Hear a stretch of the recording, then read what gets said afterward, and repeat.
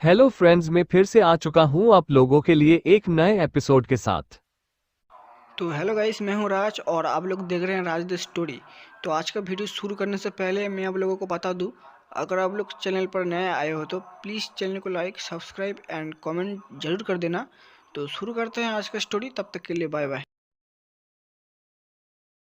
CH 274 ये शौर्य कभी शांति से कुछ करता भी है। रफीक लाला की हवेली को शौर्य ने आज के हवाले कर दिया था। इस आग की लपट में पूरी की पूरी हवेली इस तरह उड़ गई जैसे कभी वहां कोई हवेली थी ही नहीं। इस धमाके से पूरा का पूरा उज्जैन हिल चुका था। अनूप पांडे ने भी इस बात को कंफर्म करने के लिए अपने आदमियों को रफीक की हवेली के तरफ भेज दिया था। लेकिन जब वो लोग यहाँ पहुंचे तो उन्हें कुछ भी खास पता नहीं चला। पर इधर अनूप ने अपने घर की सुरक्षा को 4 गुना बढ़ा दिया था। उसने फोन करके शहर में फैले अपने सभी आदमियों को जल्द से जल्द अपने घर बुला लिया था और अपने घर की टाइट घेराबंदी करवा ली। पर उसे क्या पता था कि आज जो शिकार पर निकला है उसे सभी को एक जगह पर लाकर मारने में बहुत मजा आता है। जब शौर्य हवा में उड़ रहे थे तभी सिस्टम ने शौर्य से कहा, होस्ट तुम्हें इस पार्टी को भी पहले मौका देना होगा और फिर अपना अगला कदम बढ़ाना है। ये सुनकर शौर्य को मुंह बन गया और वो नीचे उतर गया। नीचे उतरकर शौर्य और अद्विका रास्ते पर चलते हुए जा रहे थे। शौर्य ने अद्विका की तरफ देखा और बोला, पत्नी जी मैं चाहता हूं कि आज इस परिवार को आप खुद जाकर पहला मौका दे, अगर वो लोग मान जाते हैं तो ठीक, वरना हम तो है ही स्वच्छ उज्जैन का नारा देने के लिए। अद्विका ने अपनी नाक सिकुड़ी और बोली, पत्नी देव लगता है आजकल आप कुछ ज्यादा ही आलसी हो रहे हैं। ठीक है, इस बार मैं जाकर उन्हें एक मौका देती हूँ, पर उसके बदले आप मुझे दवाई बनाने की पूरी विधि सिखाएंगे और मुझे भी नर्क की अग्नि का बीज चाहिए। ये सुनकर शौर्य ने भी तुरंत उसकी बात मान ली। अद्विका ने तुरंत अपने खून से सने कपड़ों को हाथ घुमाकर बदल दिया। फिर एक सुंदर सदी पहनकर वह किसी अप्सरा की तरह पांडे निवास के बाहर खड़ी हो गई। जब वहां सुरक्षा में तैनात लोगों ने अद्विका को इतनी रात को ऐसे सामने देखा तो उन्हें अजीब लगा, पर उसकी खूबसूरती देखकर उनकी नियत फिसल गई और वो लोग ललचाए आंखों से अद्विका को देखने लगे।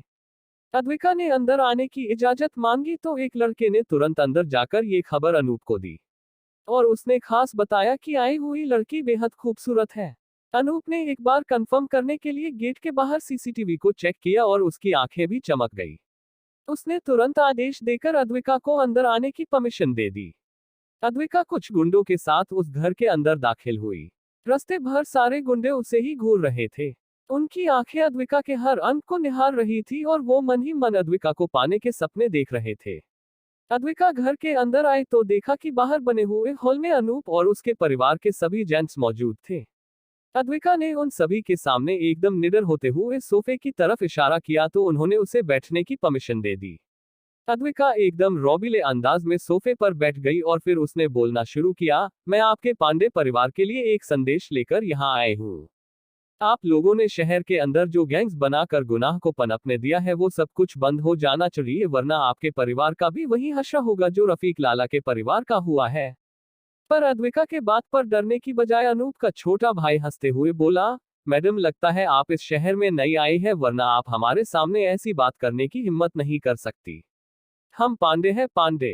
हम किसी से नहीं डरते, पर हम खुद लोगों को डराते हैं। और रही बात रफीक के परिवार की, तो एक बात साफ कर दूं कि हम उनके तरह कमजोर नहीं है जो तुम्हारी इन गीदड़ भभकियों से डर जाएंगे। हम यहाँ लाशें बिछा देंगे। ये सुनकर अद्विका ने अपनी गर्दन ना में हिला दी और बोली, मैंने तो नियम के अनुसार तुम्हें दुर्घटना से पहले आगाह करने आई थी, पर लगता है कि आपको मौत से बिल्कुल भी डर नहीं लगता है। कोई बात नहीं, कुछ देर बाद तुम्हें पता चल जाएगा कि तुमने कितनी बड़ी गलती की है। इतना कहकर अद्विका उठकर जाने लगी, पर तभी अनूप ने अपने आदमियों से इशारा किया और उसके आदमियों ने अपनी बंदूक अद्विका के ऊपर तान दी। अब आप कहाँ चले मैडम जी, इस हवेली में खूबसूरत लड़कियां अपनी मर्जी से आती है मगर जाती सिर्फ हमारी मर्जी से है। इतना कहकर अनूप पांडे हंसने लगा। अद्विका ने जब ये सुना तो उसने अपना सिर पीट लिया और हंसते हुए बोली, तो ये बात है। फिर तो अब वो जब अंदर आएंगे तो जरा मैं भी देखूं कि तुम में से मुझे यहाँ कौन रोक सकता है। अद्विका ने दरवाजे की तरफ देखा और चिल्लाते हुए बोली, ओजी जरा सुनते हो, ये लोग आपके दिए हुए पहले मौके को ठुकरा रहे हैं। आप अंदर आ जाए। उसके इतना कहते ही उस हवेली का गेट टुकड़ों में टूट गया और दो आदमियों की लाशें गेट से सीधा उस हवेली के अंदर आकर गिर गई। अगले ही पल शौर्य अपनी पॉकेट में हाथ डालकर चलते हुए अंदर आ गया। उसकी चाल में एक रौब था और आंखों में अंगारे। शौर्य को देखकर सभी आदमियों तुरंत अपनी बंदूकें लोड की और उसके ऊपर गोलियां बरसाने शुरू की, मगर शौर्य ने उन गोलियों की कोई चिंता नहीं की और उसने आराम से अपनी बंदूक निकाली और दोनों हाथों में पकड़कर से दनादन निशाना लगाकर चलानी शुरू कर दी। कुछ ही पल में बाहर मौजूद लोग यहाँ वहां भागने लगे, क्योंकि शौर्य के ऊपर चलाई सारी गोलियां उसे छू भी नहीं पा रही थी। सारी गोलियां इधर उधर टकरा कर उड़ रही थी। अब इन मासूम गुंडों को कौन समझाए कि उनके सामने खड़े आदमी को टैंक भी नहीं उड़ा सकता तो उनकी गोलियां क्या चीज है। जब वो लोग डर कर यहाँ वहां भागने लगे तो शौर्य ने अपनी एक और बंदूक निकाली और एक समय पर दो अलग अलग निशाने लगाकर शौर्य ने उन्हें मारना शुरू कर दिया। शौर्य इतनी तेजी से गोलियां बरसा रहा था कि उन गुंडों पता ही नहीं चल रहा था कि उनकी गोलियां बंदूक से निकल भी रही थी या अटक कर रह गई है। चारों तरफ खौफ का माहौल फैल गया था। शौर्य किसी मौत के देवता की तरह उन्हें अपने निशाने पर ले रहा था। जब बाहर के सारे आदमी खत्म हो गए तो शौर्य आराम से चलते हुए घर के अंदर आ गया। जब अनूप पांडे ने शौर्य को इस तरह बेखौफ अंदर आते हुए देखा, उसका गला सूख गया, क्योंकि उसे अच्छे से पता था कि उसके घर के बाहर कितने लोग थे और उनके पास कैसे हथियार थे। पर उन सब के बीच से शौर्य अब उसके सामने आकर खड़ा था। इससे डरावनी बात कोई और हो ही नहीं सकती। अनूप का बड़ा बेटा, जो शौर्य की उम्र का था, अचानक उठ गया और अपनी बंदूक को अद्विका के माथे पर तान कर बोला, अबे ओ तू जो कोई भी है वही रुक जा, वरना इस लड़की की पूरी खोपड़ी खोल दूंगा। उस लड़के की बात सुनकर शौर्य ने उसे ऐसे देखा जैसे उसने कोई बड़ा जोक मारा हो। शौर्य ने फिर उसे कुछ सोचकर सही करते हुए कहा, भाई आपको अगर मालूम नहीं तो मैं आपको ये बता दूं कि वो लड़की नहीं, मेरी अर्धांगिनी है। थोड़ा रिस्पेक्ट के साथ उसे ट्रीट करो, क्योंकि उसका गुस्सा तो मैं भी हैंडल नहीं कर सकता। शौर्य ने इतना कहा ही था उस लड़के की दर्दनाक चीख निकल गई। उसका बंदूक पकड़ा हुआ हाथ टूटकर नीचे गिरा हुआ था। शौर्य के भी भाव एकदम से ऐसे हो गए मानो उसे लड़के पर बहुत ज्यादा दया आ रही हो। अनूप, जो अभी भी शौक होकर ये सारा नजारा देख रहा था, उसका मुंह अभी भी खुलने का नाम नहीं ले रहा था। उसे क्या बोले यही समझ में नहीं आ रहा था। अपने बेटे का कटा हुआ हाथ देखकर उसके मुंह से आवाज नहीं निकल रही थी, सिर्फ सुई सुई की आवाज निकलने लगी और उसकी सांसें ऊपर नीचे होने लगी। तभी अचानक उसके कानों पर शौर्य की आवाज पड़ी, पांडे जी अब कृपा करके आप अपने पूरे परिवार को यहाँ बुलाए। हम थोड़ा उनसे बात करना चाहेंगे ताकि हम ये तय कर सकेंगे कि सिर्फ आपको मारा जाए या आपके पूरे खानदान को खत्म किया जाए। वो क्या है ना, मैं तुम्हारे पापों की सजा तुम्हारे परिवार के बहन बेटियों और छोटे बच्चों को मारना नहीं चाहता। शौर्य की ये बात अनूप के लिए किसी आदेश से कम नहीं थी। उसने अपने छोटे बेटे को देखा और सिर्फ मुंह से इशारा किया। अनूप का इशारा मिलते ही अनूप का छोटा बेटा तुरंत घर के अंदर चला गया और परिवार के सभी बच्चों और औरतों को बाहर लेकर आ गया। शौर्य ने देखा कि व्हीलचेयर पर एक बूढ़ा आदमी भी बाहर आ गया था। जब सब लोग शौर्य के सामने आ गए तो शौर्य ने उन्हें हाथ जोड़कर प्रणाम किया और बोला, आप सभी को मेरा प्रणाम। मेरा नाम शौर्य है, पर लोग मुझे शूरभैरव के नाम से जानते हैं। मैं आज आप सभी के सामने इसलिए आया हूं क्योंकि मुझे महाकाल ने कहा है, आपके परिवार की वजह से इस शहर में कई मासूमों की जाने गई है और कई घर तबाह हो चुके हैं। आपके परिवार के स्पोर्ट की वजह से कई लड़कियों की दिन दहाड़े आबरू नीलाम हो चुकी है। ये सब कुछ आपके परिवार के इस गुंडे के वजह से हुआ है। तभी अनूप का छोटा बेटा गुस्से से दांत पीसते हुए बोला, तुम्हारे पास इसका सबूत क्या है?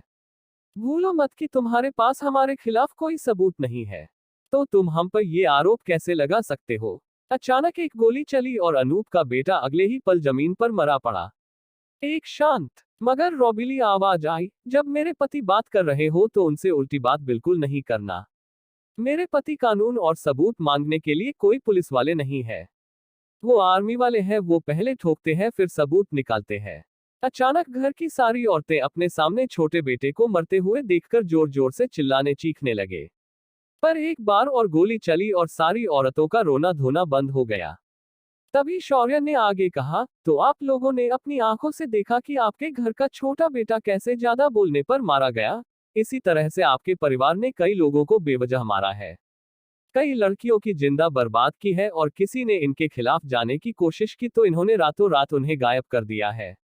अब आप ही बताइए कि इन्होंने जो किया वो क्या सही था? शौर्य की ये दलील सुनकर उस बूढ़े आदमी ने अपना मुंह खोला, तुम जो कह रहे हो ये बात एकदम सही है, पर एक बात याद रखो, जिसके पास ताकत होती है वही राज करता है। हमारा परिवार यहाँ राज करता है, तो मेरे परिवार को यहाँ के लोगों के साथ जो मन में आए वो करने का अधिकार है, क्योंकि हम उनके मालिक हैं मालिक। ये सुनते ही शौर्य ने बिना कुछ ज्यादा बात कहे सीधा पहले उस बुढ़े को मार दिया। उसके बाद उसने बिना रुके घर के सभी जेंट सदस्यों को भी खत्म कर दिया। अब सिर्फ वहां रोती हुई औरतें और उनके छोटे बच्चे बचे थे। शौर्य ने देखा था कि इस घर के बच्चों ने अभी तक ये जुर्म की दुनिया देखी नहीं थी। शौर्य ने उसके बाद उनके दिमाग के अंदर कुछ फेरबदल कर दिए और वहां से अद्विका के साथ निकल गया। पुलिस जो रफीक लाला के घर पर जांच करने पहुंची थी, इलुंज अनूप के घर की खबर मिली। पुलिस वाले भी अचानक डर गए थे। पूरे शहर में उन्होंने अपने सारे आदमियों को तैनात कर दिया। कुछ ही देर में अनूप पांडे के घर के सामने पुलिस और मीडिया पहुंच गई। पुलिस ने चारों तरफ फैली लाशों को देख और अपना सिर पकड़ लिया। यहाँ मरा हुआ हर एक गुंडा शहर का नामचीन गुंडा था, पर ये लोग एक ही रात में इस तरह से मारे जाएंगे इसकी किसी ने उम्मीद नहीं की थी। उसी रात बाहर ये खबर फैल गई कि रफीक परिवार और पांडे परिवार के बीच देर रात को झड़प हो गई और सभी लोग मारे गए हैं। क्योंकि ये स्टेटमेंट खुद अनूप के जीवित बचे घरवालों ने दिया था। इधर शौर्य और अद्विका शहर के अंदर से पापियों को मिटाकर महाकाल के दर्शन करने वापस पहुंच गए थे। शौर्य खुद मंदिर के अंदर गया तो भस्म बड़े महाकाल मंदिर के गर्भगृह में विराजमान थे। शौर्य ने उनके सामने साष्टांग दंडवत किया और कहा, हे महाकाल, आपकी नगरी आज से इन पापियों से मुक्त हो चुकी है। इस सेवक को आपने ये मौका दिया, उसके लिए आपका आभार। जब शौर्य ने ये कहा तो महाकाल का एक आध्यात्मिक अंश शौर्य के शरीर में एक छोटी रोशनी से चला आया। शौर्य को अचानक महसूस हुआ कि उसके शरीर में कुछ बदलाव हुए हैं। जब उसने ध्यान से देखा तो उसकी चेतना में एक रुद्राक्ष प्रकट हो गया था। ये महाकाल का रुद्राक्ष उसे प्राप्त हो गया था। इसे ही महाकाल का अंश भी कहते हैं। शौर्य अपने पूर्ण भैरव होने के मार्ग पर आगे बढ़ चुका था। उसकी साधना और शक्ति में भी बढ़ोतरी हो चुकी थी। अद्विका ने भी महाकाल को प्रणाम किया, उसके बाद अपने माथे पर त्रिपुंड लगाकर वहां से बाहर निकल आए। पूरी रात शौर्य और अद्विका वहीं बाहर घूमते रहे, पर दोनों भी एक बार भी पुलिस वालों के नजरों में नहीं आए। पर कोई था जो इससे बहुत ज्यादा परेशान हो चुका था और उसे ये अच्छे से मालूम था कि ये सब शौर्य ने ही किया है। ये था उसका अपना भाई विराज अग्निहोत्री। उज्जैन की खबर नेशनल न्यूज चैनल पर दिखाई जा रही थी, जिस वजह से विराज तक ये खबर पहुंचने में ज्यादा देर नहीं लगी। विराज ने अपना सिर पीट लिया और गुस्से से बोला, ये कैसा अज्ञातवास कर रहा है। जब से बाहर गया है हर एक कांड इतने बड़े होते हैं कि तुरंत सभी को पता चल जाता है कि इसके पीछे यही है। ये शौर्य शांति से कुछ करता भी है। दूसरे दिन सुबह शौर्य और अद्विका ऋतुराज को लेने के लिए भोर के समय आश्रम के सामने पहुंच गए। शौर्य ने देखा कि यहाँ कई जवान लड़के सुबह उठकर योगासन कर रहे थे। कुछ मास्टर्स उन्हें सही से ट्रेनिंग दे रहे थे, वहीं कुछ लड़के खुद की ड्रग्स की इच्छा को दबाने की कोशिश कर रहे थे। उनकी तड़प उनके चेहरे से साफ दिखाई दे रही थी। शौर्य इन ड्रग्स की वजह से बीमार लोगों को देखकर बहुत ही ज्यादा चिढ़ गया। तभी उसकी नजर दो लड़कों पर पड़ी। दोनों ऐसे दिख रहे थे मानो उनका मानसिक संतुलन बिगड़ गया हो। उनके मुंह से लार टपक रही थी और उन्हें चलने फिरने की कोई सुधबद नहीं थी। उन्हें देखकर ऐसे लग रहा था जैसे वो अभी भी ड्रग्स के नशे में हो। अब क्या करने वाला है शौर्य ये सब देखकर? ऋतुराज शौर्य के साथ आ पाएगा? क्या शौर्य के पास कोई दवा है जो इन बच्चों को बचा पाएगी? क्या होने वाला है आगे? CH-275 नशेड़ियों का इलाज। पूरे उज्जैन के अंदर अनूप पांडे और रफीक लाला की जो दहशत थी उसकी लंका लगाने के बाद हमारे कर्ता धर्ता शौर्य और अद्विका पहुंच गए हैं आश्रम पर, जहां नशेड़ी का इलाज किया जा रहा था। जब शौर्य यहां पहुंचा तो उसने अपने सामने कई लड़कों और लड़कियों को नशे की आदत से लड़ते हुए देखा। उनमें से हर कोई लगभग ठीक हो चुका था, पर जब शौर्य नजर दो लड़कों पर पड़ी जिनकी हालत बहुत ज्यादा नाजुक थी, उन दोनों को देखकर शौर्य के दिल में भी एक दर्द उठा। क्योंकि उन दोनों में से एक लड़का ऋतुराज था तो दूसरा उसकी उम्र का एक और लड़का था। उस लड़के की हालत भी बिल्कुल ऋतुराज की तरह थी। उन दोनों को एक कोने में बिठाया गया था और एक ट्रेनर उन्हें बार बार कुछ कह रहा था और उन्हें उसकी बातों को फॉलो करने के लिए कह रहा था, पर वो दोनों भी किसी भी तरह की हलचल नहीं कर पा रहे थे। तभी शौर्य के पीछे से एक आवाज आई, हेलो मिस्टर शौर्य, मैं इस आश्रम का इंचार्ज हूँ। मेरा नाम सोमनाथ है। मैं आपका हमारे इस नशा मुक्ति केंद्र में स्वागत करता हूँ। मुझे मेहता जी ने कल रात को ही बताया था कि आप यहाँ आने वाले हैं। मैंने अपने जीवन में पहली बार एक टीचर को अपने स्टूडेंट के लिए इतनी दूर आते हुए देखा है। सोमनाथ के चेहरे पर एक मुस्कान थी और उसके चेहरे से शांति का आभास हो रहा था। जब शौर्य ने ध्यान से उसके शरीर को देखा तो पाया कि सोमनाथ एक अनाहत चक्र का योगी था। वो साधक नहीं था। योगी अपनी अंदरूनी ऊर्जा को जागृत करके मोक्ष का मार्ग स्वीकार करते हैं, वही साधक अंदरूनी शक्तियों को जागृत करने के साथ साथ युद्ध से मोक्ष का मार्ग ढूंढने निकल पड़ते हैं। शौर्य और अद्विका ने अपने हाथ जोड़कर कमर में झुककर सोमनाथ को वंदन किया और अपनी आभा को थोड़ा सा लीक किया। सोमनाथ को जैसे ही दोनों की आभा महसूस हो गई, उसके चेहरे के भाव सख्त हो गए। उसके चेहरे से हैरानी साफ दिखाई दे रही थी। शौर्य ने यह पहचान लिया और कहा, साधक शौर्य का योगी सोमनाथ को प्रणाम। मुझे यकीन नहीं हो रहा कि आपने अनाहत चक्र तक का योग प्राप्त कर लिया है। अगर आप जैसे योगी इस आश्रम को चला रहे हैं तो मुझे नहीं लगता कि इन लोगों का नशा पूरी तरह छूटने में ज्यादा समय लगता होगा। शौर्य की बात सुनकर सोमनाथ समझ गया कि शौर्य एक साधक है। सोमनाथ के भाव भी सामान्य हो गए और वो आगे बोला, आपकी प्रशंसा के लिए धन्यवाद, पर इन नशीली चीजों का असर कम करना जितना दिखता है उतना आसान नहीं है। मैंने फिर भी अपनी यौगिक शक्तियों से इस कम करने की कोशिश की है, पर फिर भी इसमें जो परिणाम मिलता है वो बहुत देरी से मिलता है। शौर्य को सोमनाथ का ये वर्तन पसंद आया और उसने मुस्कुराते हुए कहा, परिणाम चाहे कितने भी विलंब के बाद मिले पर वो दूरगामी होते हैं, यही महत्वपूर्ण है। और मुझे आपकी इसी बात ने प्रसन्न कर दिया है। वैसे क्या मैं अपने स्टूडेंट ऋतुराज से मिल सकता हूँ? सोमनाथ ने इस बात पर हमें अपना सिर हिलाया और उन्हें ऋतुराज के पास लेकर गए। ऋतुराज और उसके बगल में बैठा लड़का अपनी आंखें सामने की ओर करके अपने हाथ आगे रखकर घर रहे थे। बगल में खड़ा आदमी उन्हें चिल्ला चिल्ला कर कुछ इंस्ट्रक्शंस दिए जा रहा था, पर उन दोनों में कोई भी बदलाव नहीं हो रहे थे। जब शौर्य उन दोनों के पास पहुंचा तो उसने ध्यान से उन दोनों के शरीर की जांच की तो उसे पता चला कि उन दोनों के शरीर में ये ड्रग्स खून में घुल चुका है और उस ड्रग्स ने उन दोनों के लाल रक्तपेशिकाओं को जकड़ लिया है। शौर्य ने जब ये देखा तो वह हैरान हो गया। ऐसे ड्रग्स को शरीर से बाहर निकालना आसान नहीं होता। शौर्य को मगर ये समझ नहीं आ रहा था कि ये ड्रग्स इनके शरीर में ही इस तरह क्यों हरकत कर रही है। तभी सोमनाथ ने शौर्य के भाव पढ़ लिए और बोला, लगता है कि आपने भी उनकी स्थिति को समझ लिया है। ये ड्रग एक कॉम्बिनेशन ड्रग है और ये पूर्ण उम्र के इंसान के शरीर से कुछ क्रियाओं के बाद निकल जाता है, पर इनकी उम्र के बच्चों के शरीर से इसे निकलना बहुत मुश्किल होता है। ऊपर से ये ड्रग उनके चेता संस्था पर सीधा हमला कर देता है, जिस वजह से इतनी छोटी उम्र के बच्चों का दिमाग लगभग इस ड्रग द्वारा ब्लॉक किया जाता है, जिस वजह से इन्हें सब कुछ सुने देता है और समझ में आता है, पर यह ड्रग उन्हें इस पर प्रतिक्रिया देने से रोक देता है। शौर्य ने ये सुना तो उसकी आंखें फैल गई, क्योंकि अगर बच्चे ये क्रियाएं करने के लिए अगर अपना शरीर नहीं हिला पाए तो ये लोग ठीक ही नहीं हो पाएंगे। तभी सोमनाथ ने आगे कहा, ऐसे केसेस में ज्यादातर पेशेंट्स यार मान लेते हैं और हमेशा के लिए ब्रेन डेड हो जाते हैं। सिर्फ 1000 में से एक केस ऐसी होती है जहां रोगी अपनी इच्छा शक्ति से खुद को सुधार लेता है। ये सुनकर शौर्य का दिमाग हिल गया। तभी सिस्टम उसके कान में बोली, होस्ट, इन्हें बचाने का एक उपाय है। अगर किसी तरह अपना दैवी खून इनके मुंह में डाल देते हो तो आप अपने खून को किसी चुंबक की तरह उपयोग करके उस ड्रग को उनके शरीर से बाहर निकाल सकते हो।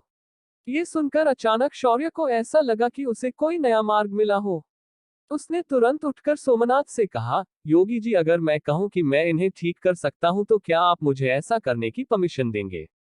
इस पर सोमनाथ थोड़ी सोच में पड़ गए, पर उन्होंने फिर शौर्य को ऐसा करने की परमिशन दे दी। शौर्य को परमिशन मिलते ही उसने ऋतुराज और उस दूसरे लड़के को एक टेबल के ऊपर सीधा लिटा दिया और फिर उसने उनकी सांस को अपनी शक्तियों से सामान्य कर दिया। शौर्य ने उसके बाद अपने हाथ को चुपके से एक कट लगा दिया और 2 बूंदों को बाहर निकाला।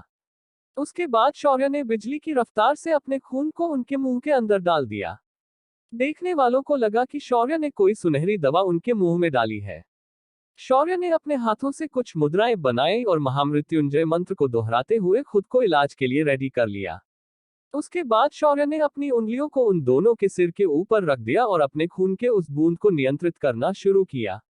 शौर्य ने उन दोनों के गले से सीधा उनके स्टेडियो से होकर उनके लीवर, फेफड़े और अंत में हृदय से होकर सभी नसों और धमनियों में फैले ड्रग को अपने खून से सोखना शुरू किया। जैसे जैसे शौर्य के खून की बूंद उस अंग से गुजर रही थी, उन बच्चों का वह अंग अपने आप सामान्य होकर ठीक से काम करना शुरू कर चुका था। जब संपूर्ण शरीर का काम हो गया तो शौर्य ने अपनी खून की बूंद को उन दोनों के चेता रज्जु की ओर लाया। अगले ही पल शौर्य ने अपने अंतर्मन से साफ साफ देखा कि उनके न्यूरॉन के प्रवाह के बीच इस ड्रग ने उस मार्ग को ब्लॉक कर दिया था। शौर्य ने बिजली की रफ्तार से वहां जमा हुए ड्रग के धब्बों को सोख लिया। ऐसा होते ही ऋतुराज और उस दूसरे लड़के की चेतना मुक्त हो गई। उन्होंने अपनी आंखों को झपकाया, फिर अपने एक एक अंग को धीरे धीरे हिलाना शुरू किया। कुछ ही देर में उन दोनों को पूरी तरह से होश आ गया। शौर्य ने अगले ही पल अपने खून की बूंदों को तुरंत उनके शरीर से बाहर एक उल्टी द्वारा बाहर निकाल दिया। शौर्य के ऐसा करते ही दोनों बच्चों ने अचानक बैठकर सामने की ओर उल्टी कर दी। उनकी उल्टी से इतनी खतरनाक गंध आ रही थी कि उसके गंध से ही कोई भी बेहोश हो जाएगा। शौर्य ने अपनी शक्तियों से उस उल्टी के अंदर से अपने खून को अलग कर दिया और उसे नष्ट कर दिया। इससे उसके खून के अस्तित्व के बारे में किसी को पता नहीं चलेगा। तभी सोमनाथ आगे आते हुए उसने दोनों बच्चों को ठीक से जांचा और हैरानी से उसने शौर्य की तरफ देखा। पर शौर्य एकदम शांति से सोमनाथ को देखकर मुस्कुरा रहा था। सोमनाथ ने शौर्य के आगे हाथ जोड़ लिए। तभी उनके जुड़े हुए हाथों को शौर्य ने रोक लिया और बोला, योगी जी, आपको हाथ जोड़ने की कोई आवश्यकता नहीं है। अगर भविष्य में ऐसा होता है तो मैं आपको एक दवा दे सकता हूँ, पर याद रखिए कि ये दवा सिर्फ आपके हाथ में ही रहेगी। इसे किसी और को ना ही आप दिखा सकते हैं और किसी को बता सकते हैं। ये सुनकर सोमनाथ की नक्शे चमक गई। तभी शौर्य ने अपनी जेब में हाथ डालकर 6 नींबू के तरह दिखने वाले फल निकाले और सोमनाथ के हाथ में दे दिए। सोमनाथ ने अपने दोनों हाथ आगे बढ़ाए और उन्हें प्रसाद की तरह ले लिया। शौर्य ने सोमनाथ का कंधा थपथपाया और वापस ऋतुराज की तरफ मुड़ गया। ऋतुराज, जो अब तक एकदम नॉर्मल हो चुका था, अपना सिर झुकाकर वहां खड़ा था। शौर्य ने ऋतुराज के सामने आकर उसके सिर पर हाथ फेरते हुए कहा, तो ऋतुराज मेहता, हम हैं आपके क्लास टीचर और इतिहास के शिक्षक। हम आपको आज वापस लेने के लिए यहाँ आए थे क्योंकि मैंने आर्य और बाकी बच्चों को वचन दिया था कि मैं आपको जरूर वापस लेकर आऊंगा। तो अब आप एकदम ठीक हो चुके हैं, तो मेरे साथ चलिए। ऋतुराज ने अपना सिर धीरे से उठा लिया और बोला, सर, आई एम सॉरी, मैंने बहुत बड़ी गलती की है। डैड मुझे कभी माफ नहीं करेंगे। उस दिन जब मैं उस क्लब के अंदर ड्रग्स ले रहा था तो मैंने इसके बारे में बिल्कुल नहीं सोचा था, पर अब मुझे खुद पर ही घिन आ रही है जो मैंने ऐसी हरकत कर दी। सर, अब मैं अपने घर वापस नहीं जाना चाहता। ये सुनकर शौर्य हंसने लगा और बोला, नहीं, ऐसा कुछ भी नहीं है। आपके डैड आप पर बिल्कुल भी नाराज नहीं है, पर आपको एक बात का ध्यान रखना होगा कि आप बिल्कुल भी ऐसी हरकत दोबारा नहीं करेंगे। अब हमारे साथ चलिए। इतना कहकर शौर्य ने ऋतुराज को आश्रम से बाहर लाया। सोमनाथ भी उनके पीछे चोदने के लिए बाहर आ गए थे।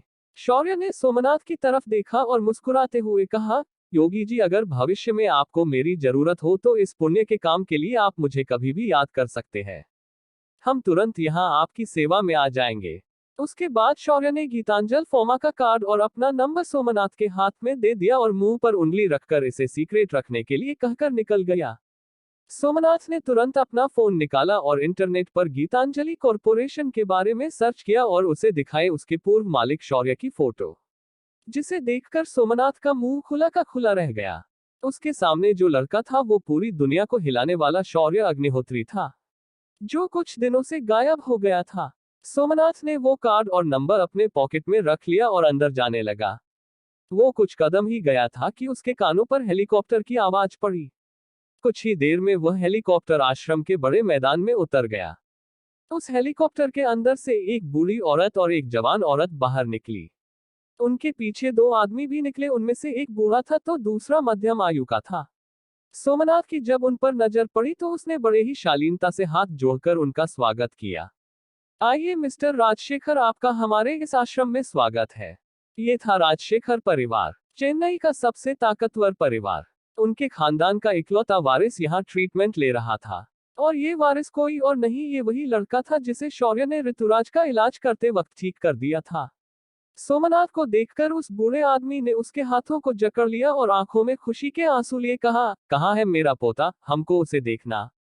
राजशेखर ने टूटी फूटी हिंदी में सोमनाथ से ये बात कही थी, जिसे सोमनाथ बिना परेशानी के समझ गया और उन्हें उस लड़के के कमरे की तरफ ले गया।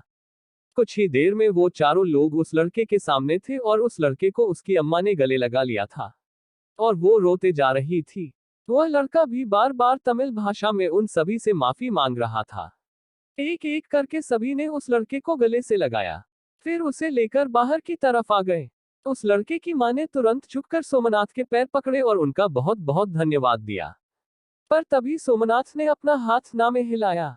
फिर उसने उनसे कहा, आप गलत समझ रही है माताश्री, मैंने आपके बेटे का इलाज नहीं किया। आपके बेटे को ठीक करने वाले तो अभी अभी आश्रम से चले गए हैं। वो यहाँ उनके स्टूडेंट को लेने के लिए आए थे, पर उनके स्टूडेंट और आपके बेटे की हालत एक जैसी थी तो उन्होंने एक ही समय पर दोनों का इलाज कर दिया और इन्हें ठीक कर दिया। ये तो आपके बेटे की खुशनसीबी थी कि उनकी नजर आपके बेटे पर पड़ी और उसका इलाज उन्होंने कर दिया।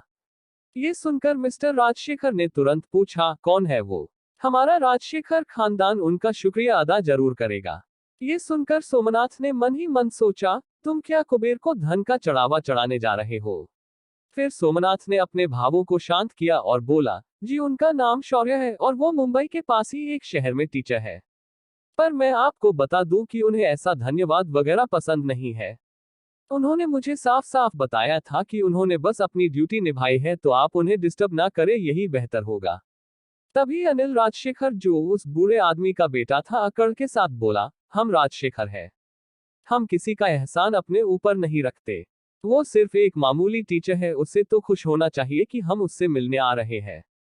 अनिल की बात सुनकर सोमनाथ ने एक कटाक्ष उसकी ओर देखा और फिर बूढ़े राजशेखर को देखकर कहा, आप थोड़े समझदार हैं, तो मैं आपको सूचित करना चाहूंगा कि आप राजशेखर हैं सिर्फ एक चेन्नई के बड़े परिवार पर, जिसे आप मामूली टीचर समझ रहे हो, उसने आपके जैसे कई परिवारों को मोक्ष दिला दिया है। तो अपने राजशेखर होने की अकड़ अपने पास रखे। ये उज्जैन है और यहाँ आए दिन आपके परिवार जैसे कई परिवार बनते हैं और रातों रात उजड़ जाते हैं। और हाँ, शौर्य से मिलने की कोशिश बिल्कुल मत करना, क्योंकि वो बहुत अच्छे हैं पर उतने ही खतरनाक भी।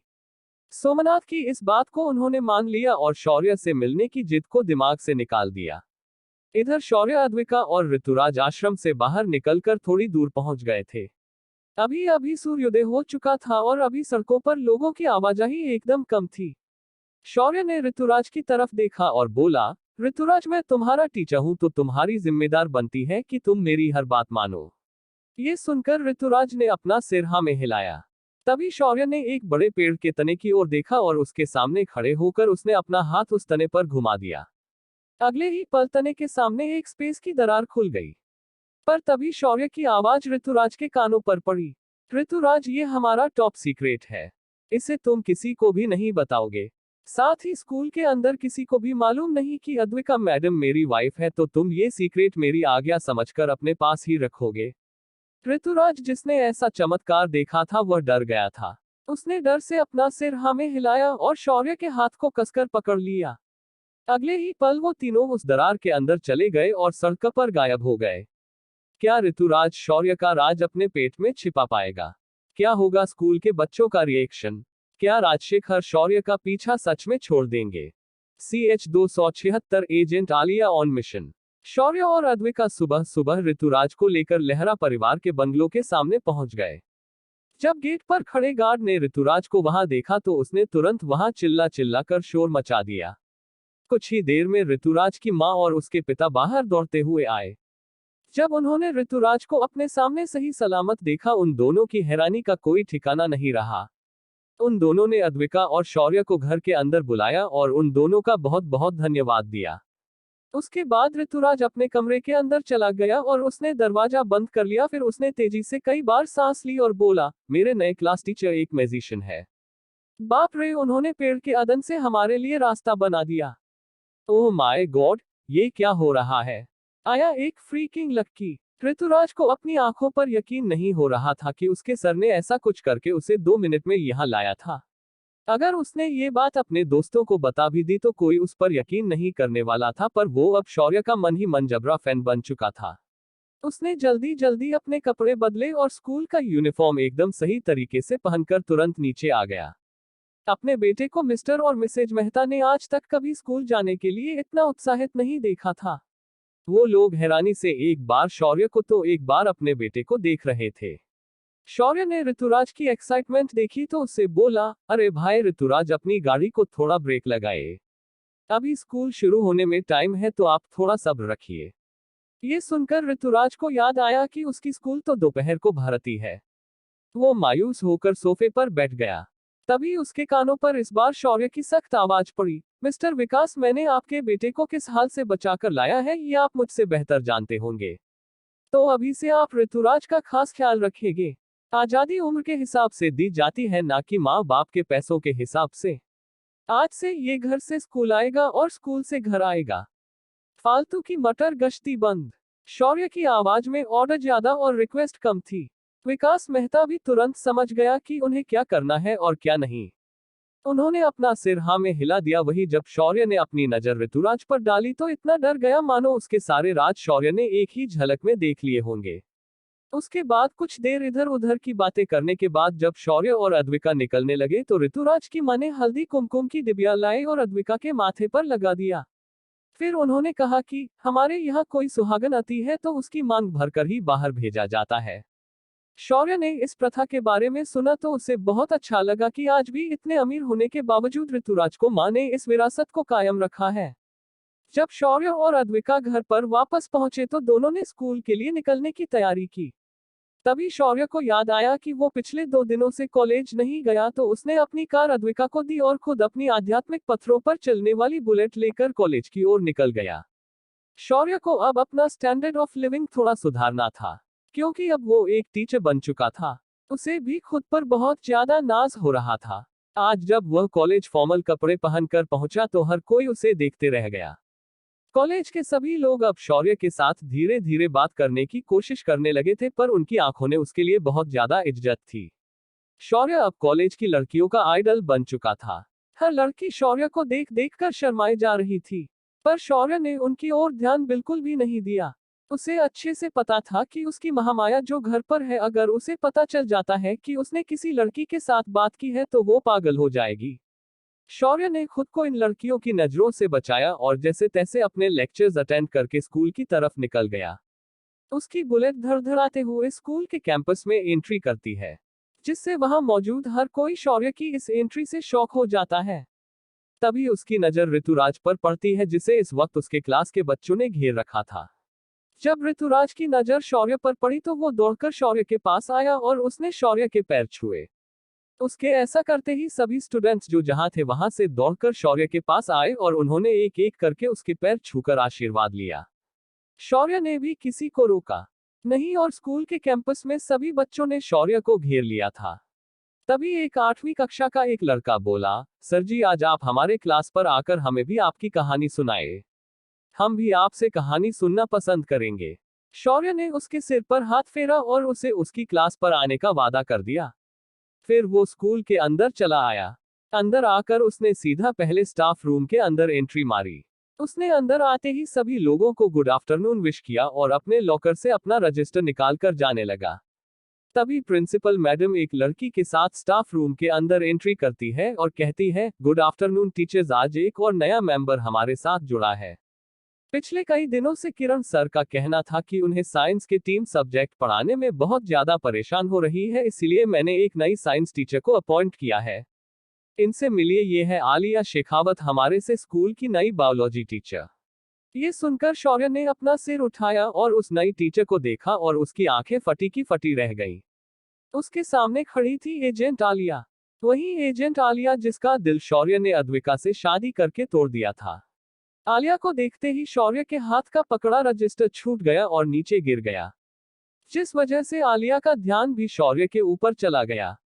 शौर्य को देखकर आलिया भी एक पल के लिए वहीं के वहीं जम गई। उसने अपनी आंखों को अपने हाथों से मसला और एक बार और उसने कंफर्म किया कि उसके सामने खड़ा टीचर कोई और नहीं शौर्य ही है। आलिया ने शौर्य से नजारे मिलते ही एक फीकी स्माइल दी, पर जब आलिया की नजर वहीं बैठी अद्विका पर पड़ी उसने अपनी नजरें चुरा ली और बाकी स्टाफ की ओर देखने लगी। तभी अद्विका ने हल्का सा खांसते हुए शौर्य को कोहनी से मारा, जिसे किसी ने नहीं देखा।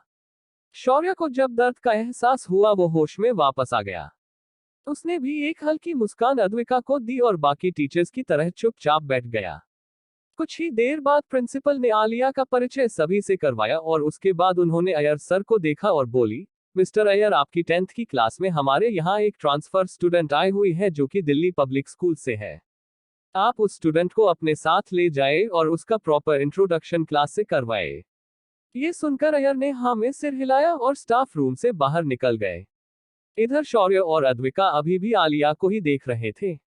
आखिर में शौर्य से रहा नहीं गया और वह आलिया के पास जाने लगा, पर तभी पृथ्वी अपनी जगह से खड़ा हो गया और उन दोनों के बीच आते हुए उसने आलिया का हाथ झट से पकड़ लिया और बोला, हेलो मिस आलिया, मेरा नाम पृथ्वी है और मैं इस स्कूल का फिजिकल एजुकेशन का टीचर हूँ। पर पृथ्वी की बात खत्म होने से पहले ही आलिया ने झटके से अपना हाथ पीछे खींच लिया और सिर्फ हाँ में सिर हिलाकर पृथ्वी को उसने सीधा नजरअंदाज किया और उसे बगल देकर पीछे खड़े शौर्य के सामने जाकर खड़ी हो गई। आलिया ने खुद अपना हाथ आगे बढ़ाया और शौर्य से हाथ मिलाया और बोली, mister Shaurya, what a coincident, आपसे दोबारा मिलकर बहुत खुशी हुई। शौर्य ने भी हाथ मिलाते हुए कहा, मुझे भी आपसे एक बार और मिलकर खुशी हुई। आपका इस स्कूल के अंदर स्वागत है। तभी पीछे से अद्विका आए और उसने भी आलिया से हाथ मिलाया, पर उसकी आंखें साफ साफ इशारा कर रही थी कि शौर्य सिर्फ मेरा है और उसके बारे में बिल्कुल भी सोचना मत। आलिया ने अद्विका के भाव समझ लिए और वह खिलखिलाकर मुस्कुराते हुए बोली, मिस अद्विका, आपसे इस तरह मुलाकात होगी ये हमने कभी सोचा नहीं था। पर मानना पड़ेगा, आप शौर्य को अपने पल्लू से बांध कर रखती है। आलिया की इस बात में अद्विका के लिए ताना था, जो अद्विका को स्पष्ट रूप से समझ आ रहा था।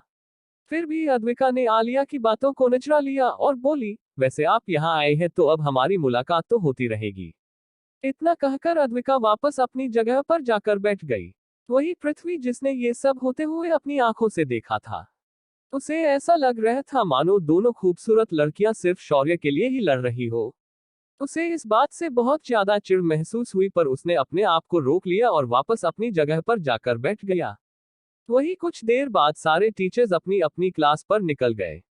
शौर्य भी अपनी क्लास की तरफ निकल गया तो आलिया भी उसके साथ चलते हुए बोली, शौर्य सर, आप मुझे भी मेरी क्लास दिखा दीजिए क्योंकि मैं अभी यहाँ नहीं हूँ। तभी पीछे से अद्विका बोली, आप उसकी चिंता मत कीजिए, मैं आपको पूरी स्कूल दिखा देती हूँ क्योंकि फिलहाल मैं फ्री ही हूँ क्योंकि मेरा काम लंच ब्रेक के बाद ही शुरू होता है।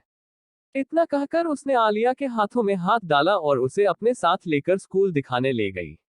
शौर्य ने ये सब होते हुए देखा तो सिर्फ मुस्कुराते रह गया, क्योंकि उसे मालूम था कि अद्विका आलिया को देखते ही थोड़ी इनसिक्योर हो जाती है। शौर्य अपनी क्लास में पहुंचा तो आज 30 के 30 बच्चे प्रेजेंट थे और सबके चेहरों पर खुशी साफ दिखाई दे रही थी। शौर्य ने सभी की अटेंडेंस ली और उसके बाद उसने सभी को कुछ असाइनमेंट्स दे दी और उन्हें सॉल्व करने के लिए कहा। वही शौर्य ने ऋतुराज को अपने पास बुलाया और उसे अभी तक कवर किए हुए हिस्ट्री के स्लिप को बिठाकर अच्छे समझाया। ऋतुराज भी पूरे लगन के साथ शौर्य की बातों को समझ रहा था। भला वो ऐसा करता क्यों नहीं, क्योंकि उसके जादूगर टीचर ही उसे ये सारी चीजें सिखा रहे थे। तभी अचानक ऋतुराज बोला, सर, क्या ये पॉसिबल है कि हम सिर्फ एक नजर में किताब को पढ़ सके? इस सवाल पर शौर्य हंसते हुए बोला, भाई, ऐसा हुआ होता तो मैं तुम्हारा टीचर नहीं बल्कि साइंटिस्ट बन जाता। इस पर ऋतुराज मन ही मन बोला, आप साइंटिस्ट नहीं जादूगर हो। जादूगर साइंटिस्ट से भी ज्यादा बड़े होते हैं। फिर उसके बाद शौर्य ने सभी बाकी बच्चों के असाइनमेंट्स कलेक्ट किए और उन सभी को बाकी काम देकर वहां से निकल गया। जब इस बार बीमवाह बाहर आया तो आलिया उसके सामने खड़ी थी और उसके चेहरे पर एकदम सीरियस एक्सप्रेशन थे। शौर्य ने तुरंत उसे एक बगल में लाया और पूछा, क्या चल रहा है आलिया? ये सुनकर आलिया ने एकदम सीरियस होकर कहा, कैलाश सर को जब मैंने बताया कि आप इसी स्कूल में पहले ही मौजूद हो तो उन्होंने मुझे मिशन की जानकारी आपके साथ साझा करने के लिए कहा। ये सुनकर शौर्य मुस्कुराया और बोला, साला, इतने लोगों को सबक सिखाने के बाद भी अभी भी कुछ लोग हैं जो उंगली करने से बाज नहीं आ रहे हैं। ये सुनकर आलिया हंसते हुए बोली, साहब जी, ये इंटरनेशनल पॉलिटिक्स है। यहाँ जितना देश आगे बढ़ेगा उतने ही ज्यादा बाकी देश आपकी टांग खींचने के लिए आ जाएंगे। इस बार भी ऐसा ही हुआ है।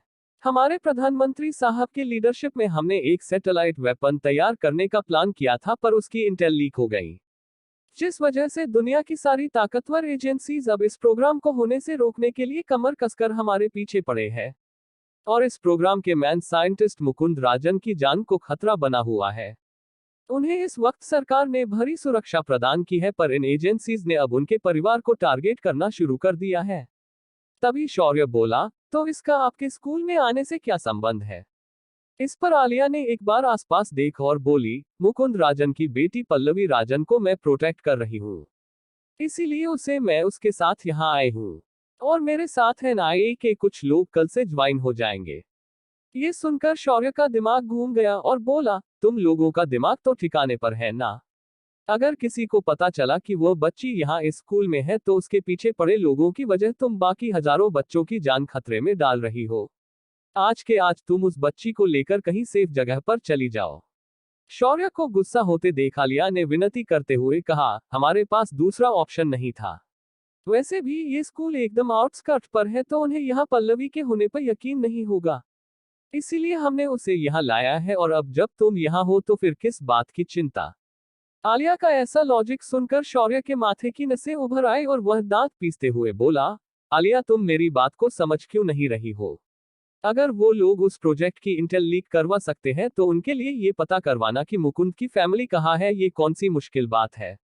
शौर्य की बात सुनकर अचानक आलिया का चेहरा काला पड़ गया, क्योंकि अभी तक उसने जो प्लान किया था उसे वह एकदम फूल प्रूफ प्लान समझ रही थी, पर अब उसे उसके ही प्लान पर शक होने लगा था। तभी शौर्य ने शांति से कहा, एक काम करो, विराज और ऋषिका को इस मिशन में शामिल करवा लो क्योंकि वो दोनों इस वक्त शहर में ही है।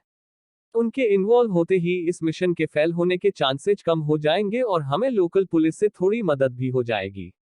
आलिया ने शौर्य की एडवाइस मान ली और तुरंत कैलाश से कांटेक्ट करने के लिए निकल गई। इधर बात शहर में एक आदमी फोन पर बात कर रहा था, जनाब हमने उस साइंटिस्ट की फैमिली के एक सदस्य को ढूंढ लिया है और बाकी फैमिली मेंबर्स भी हमारे रडार पर हैं। कल हम और बाकी एजेंट्स उस लड़की को उठाने जा रहे हैं। तभी दूसरी तरफ से आवाज आई, क्या बात है? जल्द से जल्द उस लड़की को उठाओ और भारत सरकार पर दबाव बनाओ कि वो इस प्रोजेक्ट को अभी के अभी रोक दे। अगर सरकार इस बात को मानने से इनकार करती है तो मुकुंद के परिवार के एक एक सदस्य को मारना शुरू कर दो। जरा मैं भी देखूं कि ये राजन परिवार के आगे देश को कैसे चुनता है। अब क्या करेगा शौर्य? क्या शौर्य इस झमेले से खुद को दूर रख पाएगा? क्या होगा अगर कुछ लोगों ने स्कूल पर ही सीधा हमला बोल दिया? कैसे बचाएगा शौर्य अपने स्टूडेंट्स और स्कूल को?